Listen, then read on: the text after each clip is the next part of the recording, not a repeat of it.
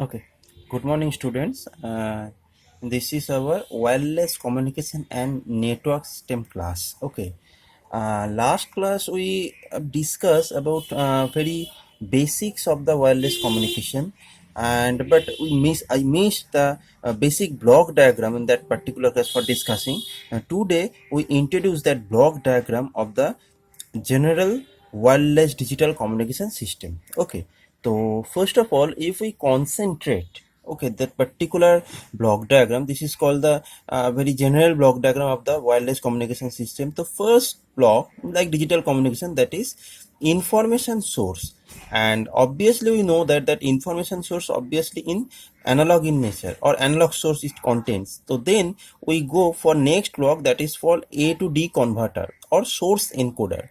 Okay, after source encoder, the source encoder following the block, that is called the encryptor. Okay, so here encryptor is a specific block where the security of the system, that is depends on that encryption operation.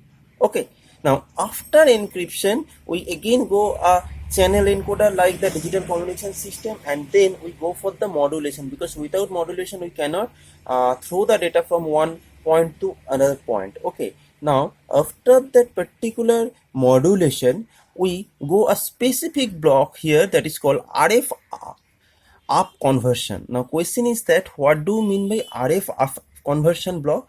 RF up conversion block means radio frequency up conversion.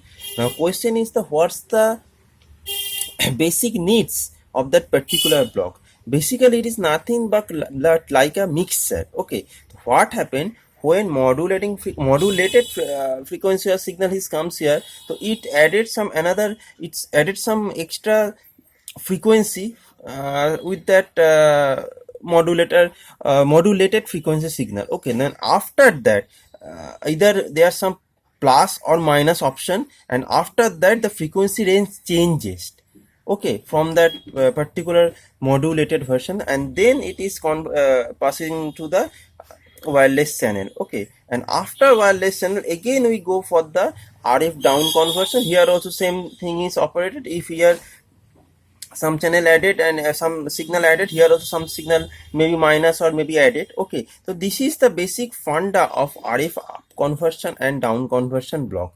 And after RF down conversion we go for the demodulator system. Okay, now demodulation means just opposite version of the modulation. Then again we go for the channel decoder, and then decryption. Okay, that is the opposite work of the encryption. And then we go for the source decoder, which is basically source decoder means the digital to analog conversion, and then we deliver the our signal in the dedicated specific points. Okay, now question is that the why we go for particular type of wireless communication. Why there are obviously some another option, digital or telecommunication system. So why instead of that particular two option we go for the wireless communication? So obviously we go for that particular type of wireless communication. There are so many reasons. The main reason that the spectral congestion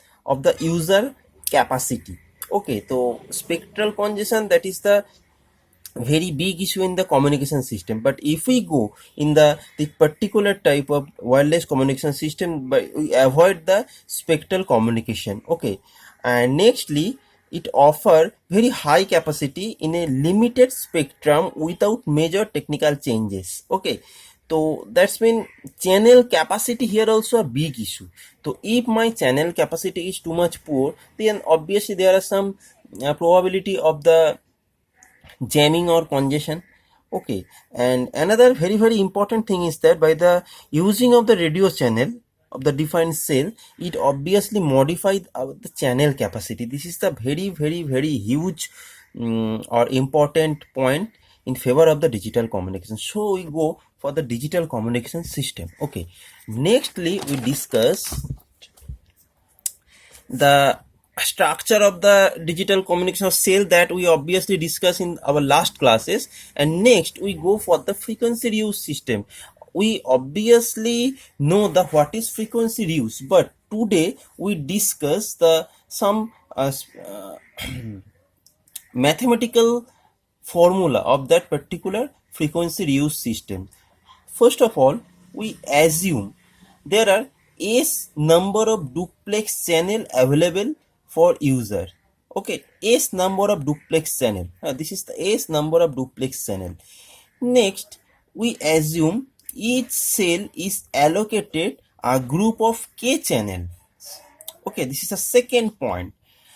And if the S channel are divided among n cells, okay, what is n? That basically here n is the cluster size, into the unique and disjoint channel groups which have the some member of the channels or some number of the channel, the total number of available radio channel that may be rewrite in that way.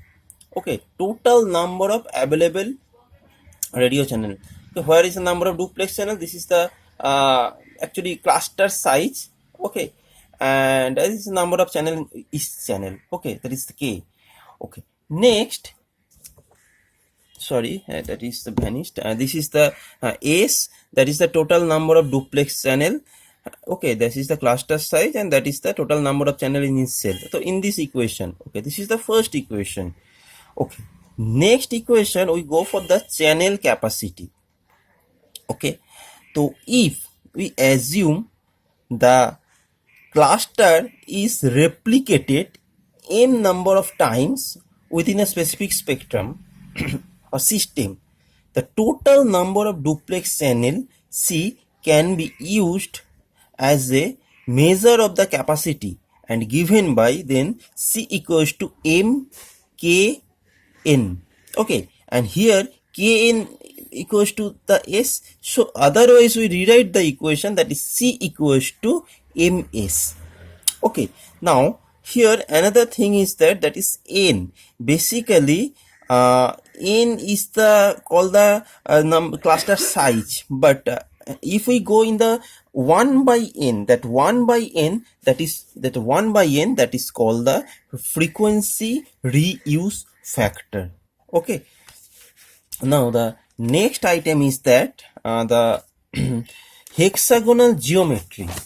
Obviously in last class we discussed about the cellular structure, that is maybe pico, femto, or small cells or more small cluster. Next we go for the restriction in the value of the n, that's been in a particular cellular structure how many cluster we used.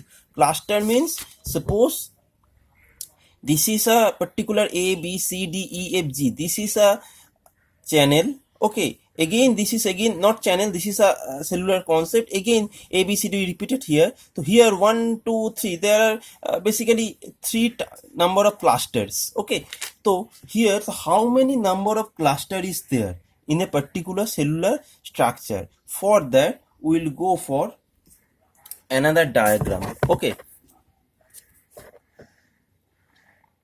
and this is that particular diagram. Okay, where basically we concentrate a particular equation that is called n equals to I square plus ij plus j square, and we know the number of cell per cluster, that is called n. Number of cell per cluster, that is called n. That's mean if we go in that particular channel here, particular cellular structure, so here number of cell is 7. Okay, that's mean here n is 7. Okay, and here obviously n is not 7 also, here n is, yeah, no, here also n is 7. Okay, so in that way, so that number of size of n, that is depend on that particular equation. Now question is that what is I and what is j? Okay, and how we measure the I and j in a particular cellular structure? Okay, so first of all there are two rules. The first rule is that move I cell along any chain of the hexagonal and then turn 60 degree counterclockwise and move J cell. Okay, that's mean as per that particular two statement, the first of all we move I cell. I cell means that maybe as per our direction. So suppose we assume this is I cell. So move I cell 1, 2, 3. Okay, this is we move from here to here. There is we cover the 3 cell. Then 60-degree turn the counterclockwise. 60-degree turn means that is 60-degree turn. Okay, after we touches that cell, that's mean this is 3 cell, that mean 1, 2, 3, and if we go in that particular J direction, there are 2 cell. That's mean in that case I is 3 and J is 2. Again we consider another direction. Suppose this is my another direction. Okay, so first we goes in the I cell, moved in the I cell, that is 1, 2, 3. That's when here I is 3. Then we goes in the 60 degrees counterclockwise.